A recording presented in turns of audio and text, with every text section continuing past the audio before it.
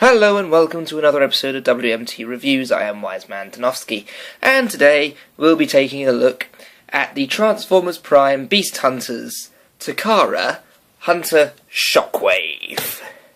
Oh, good God, this figure. It's incredible. Now, get the fluff out of the way nice and quickly. Shockwave, where can you even begin with Shockwave? One of the most popular Decepticons of all time. He's the Decepticon scientist, inventor, nigh unstoppable on the battlefield. And of course he's the one-eyed guardian of Cybertron that Megatron leaves behind when he goes on his conquest of the universe. Now, Shockwave is, as you can see here, this very nice Decepticon H-Tank. Very nice. I have to admit, when I first saw it, didn't like it, and the reason I got the Takara release of this figure is because of the purple. The purple on this guy is so much nicer than the purple on the general release Shockwave. You see here's this lovely dark metallic purple as opposed to the almost cartoon purple. Now, in this mode, Shockwave's hyperflux cannon gimmick does work. Spins like so by pressing this absurdly oversized trigger. And I have to admit, when I first ordered it, I was going to take the cannon apart and remove the silly gimmick, but can't stop doing it. Ugh. It grows on you. It's kind of cool. These two parts are still rather loose and they do come apart quite sillily, but you get used to it. And overall, I love the look of the tank mode. It's just fantastic. It's definitely a Shockwave tank. Great big cannon.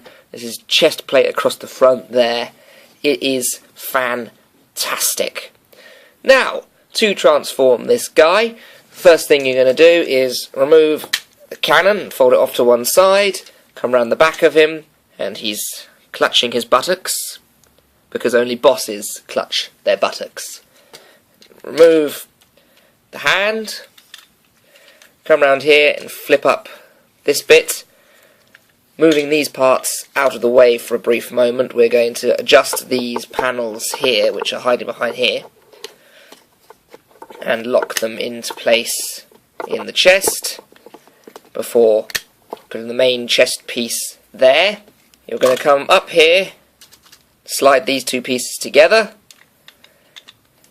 and then come down to this rather absurd leg assembly and just sort of collapse it all back into place. Now this part is really quite fragile. You have to be very careful, and there's a warning on the instructions here. You just have to very gently persuade it to come back here, but don't push it too far or it'll fly clean off, and then lock it back down into place. You do the same on this side.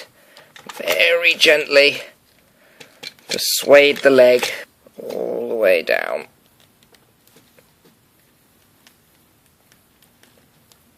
Let's move so slowly. There we go.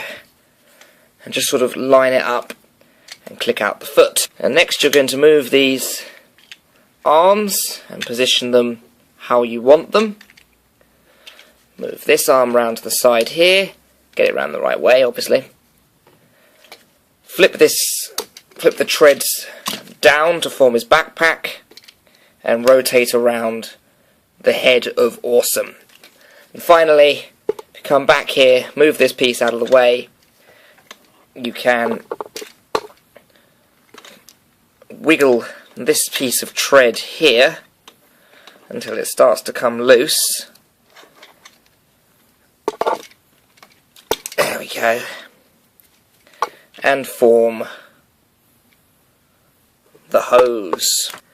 Now in his robot mode, there's no other word for it, Shockwave is badass. He really is. He is just incredible. This figure is amazing.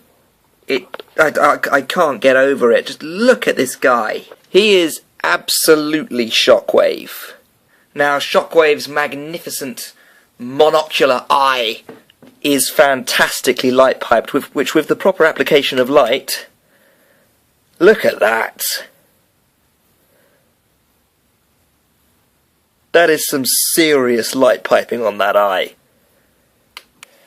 Now, in this mode, Shockwave is rather poseable, and he's hindered only by one or two miniature problems. Now, the head will go round and round. Each of the shoulders goes all the way around and out, even lifts up with this little armour panel here. There's a bend and a swivel at the elbow. This little hand here is on a ball joint that will allow it to move. This arm has the same posability in the shoulder, hindered ever so slightly by the hose, only in certain poses, and it's generally just a slight tug back that will maybe knock it back a few millimetres. But again, a swivel at the elbow, a bend at the elbow, and another swivel just below the elbow at the top of the hyperflux cannon. These fins here, also posable, same as with these fins back here behind his head. The legs, they go all the way out like this, and all the way out like this, on a very, very loose ratcheting joint. And they also swivel at the top of the thigh. This is a major problem. These joints at the top of his legs are very loose. And unfortunately, unlike most Transformers Prime Voyager class figures, they're not ball joints. So you can't simply pop them off, stuff some tissue paper in them, pop back on again, and it fixes it like with Megatron and Ultra Magnus. But I'll figure a way out how to fix the problem. Anyway, there's also a swivel at the knee and a very nice ratcheting bend. And the feet have got a little bit of move in them, but again, they're on this very, very precarious joint here that you don't want to anger. Now, something else I wanted to mention on this figure is that there is another colour. In here, there's a very nice metallic blue. And I literally noticed that, like, 2 moments ago. So I've only just spotted it, but it's lovely. It's also over here at the top of the hyperflux cannon. It just adds to the whole metallic look of this Shockwave figure that makes it infinitely superior to the general retail Hasbro release. Now, of course, in his robot mode, the hyperflux cannon gimmick still works and is ever so slightly easier to grip. I'm hypnotised by that. Maybe the mechanism is superior in the Takara release. I'm looking for any excuse that I've just been won over by this incredibly childish gimmick. But what can I say? Now, on the Ausometer, this figure is just... it's nearly perfect. It is so nearly perfect. If it weren't for these joints at the top of the legs, and I suppose the precarious joints in the feet as well. As a result, I'm going to award Takara Hunter Shockwave a very, very impressive 8 on the Ausometer. I am so happy with this guy. It is just incredible. I've been Wiseman Tanofsky. This was WMT Reviews. Thank you very much for watching.